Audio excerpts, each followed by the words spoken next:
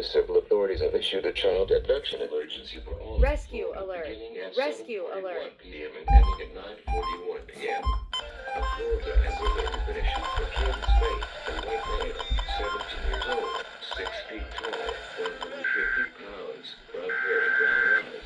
Last seen in the area of the 12,800 block of Southward Highway 184 to Dunnellon, Florida. It was last seen wearing a fusion of blue jeans. May be in the company of 4 unknown males, possibly Hispanic. They may be child into the lives of these men. If located, do not approach.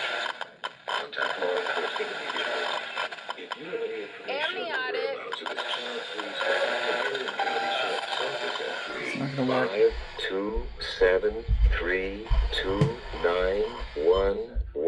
527-329-111 or 911 pound Flimber. If you have any information on the whereabouts of this child, please contact the Marion County Sheriff's Office at 357-329-111 or 911